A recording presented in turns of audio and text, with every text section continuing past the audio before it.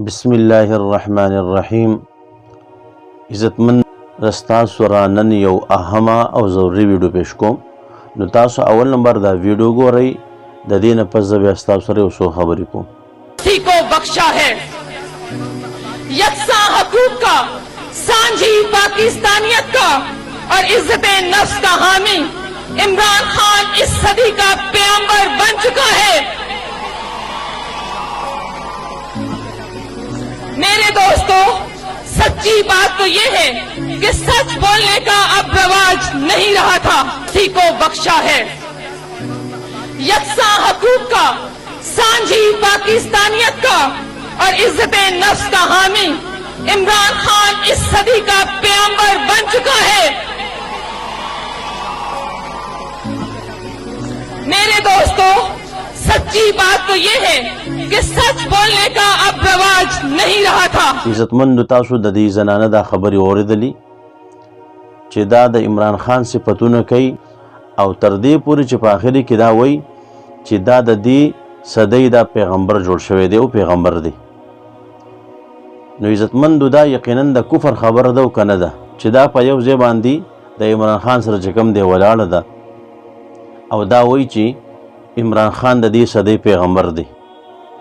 نو پکار خدا وا چې د امت مسلمه او د مسلمانانو دی لیډرو له بدی خپل لاس کې خودلې وي چې ته ما د څنګه پیغمبر وي، دا خو ته د کفر خبرې کې او ورته ویل چې ته څنګه ما د پیغمبر وي، زه خو د دې صدی پیغمبر نه یم.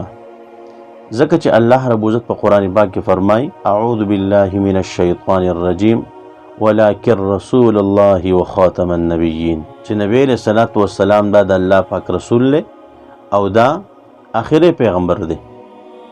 دغه رنګ نبی علیہ الصلوۃ والسلام فرمایي انا خاتم النبیین لا نبی بعدی، زه آخری پیغمبر یم، زمانه پس بل پیغمبر نشته دی.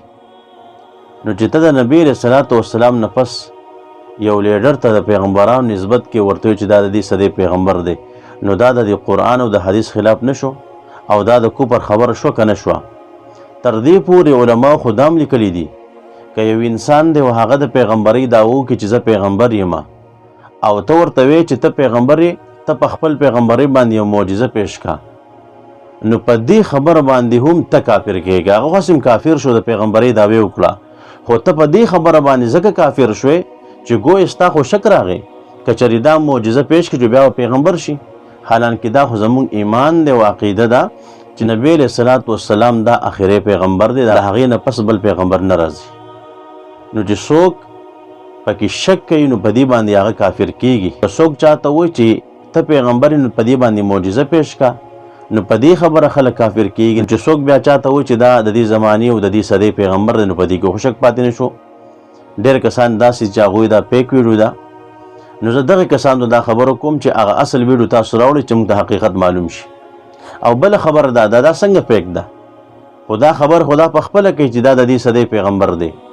او که مثال طور باندې دا خپله خبر نه کوي، د بل ملګري خبره پیش کوي، نو که بل څوک وایي چې دا پیغمبر دی، نو دا چې کوم دی د کفر خبر نه ده. که دا خبره کوي یا د دې بل ملګري دا خبره کوي چې عمران خان د دې صدۍ پیغمبر دی، نو په دې باندې خدا کفر ته رسي. نو په دې کې د پیک څه خبره شوه؟ پیک خو هغه ویډیوګان دي چې تاسو ورځ شپه جوړوئ. د مولانا صاحب په باره کې تاسو څومره ویډیوګانې پیک جوړې کړي دي، زموږ د علماو په باره کې تاسو څومره پیک تصویران جوړ کړي دي. الحمدلله ما د هغې وضاحت کړی دی او دغه رنګ نور ملګرو به هم د هغې وضاحت کړی. تاسو چې کوم دی زما په پیج کې بیا هغه کتلی شئ. کله تاسو د هغې یو خبره کټ کوئ، کله له بله خبره کټ کوئ، کله له یو ځای کې تصویر پیک لګوئ، کله بل ځای کې. نو پیک هغه دی چې الحمدلله موږ یې وضاحت کړی دی چې کوم خبره پیک نه د حقیقت دی، نو هغې ته چې کوم دی تاسو پیک مو وایئ، په خوله باندې پیک کېږي نه، حقیقت یې تاسو راوړئ، هغه اصل ویډیو تاسو راوړئ چې موږ ته پته ولګېږي. خیر دی بیا موږ چې کوم دی ووایو چې دا پیک وه او دا چې کوم دی حقیقت نه و. خو چې کله یو حقیقت دی نو په هغې کې څنګه په خوله باندې خبر نه پیک کېږي. نو دا و چې کوم دی د خلکو هغه حقیقت او اصلیت دی چې د پیغمبرۍ دعوو ته پکې خبرې لاړې. مخکې ما یې ویډیو جوړه کړې ده چې په هغې کې دیو مختلف کمنټونه کړي دي که په دې زمانې کې پیغمبر وي نو هغه عمران خان وي. نو بهرحال چې کوم دی د پیغمبرۍ دعوې خو هم وشوي، په آخر کې خبره چې کوم دی د خدایي د دعوې پاتې ده چې څنګه فرعون ویلي انا ربکم الاعلی نو دغه رنګي دا په خپل و یا دا نور خلک ورته دا خبرو کی چې خبره به کم دی هغه طرف ته هم لاړ شي. نور دا کارکونان دومره په مینه محبت کې راغلي دي چې هغه د زماني پیغمبري مصابي او د پیغمبري نسبتونه ورته کوي. عزتمن دا د خلکو حقیقت او اصلیت ته د کفر خبرې کوي او د کفر کارونه کوي. ولی ځکه دا د علماو ازار دی.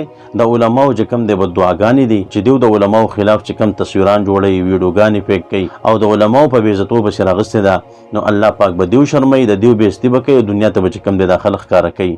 نو الله رب عزت دی د علماو مینه محبت زنګ په زړونو کې پیدا کړي او الله رب عزت موږ د غلطو خلکو دا شر نه محفوظ کړي. وما علینا الا البلاغ.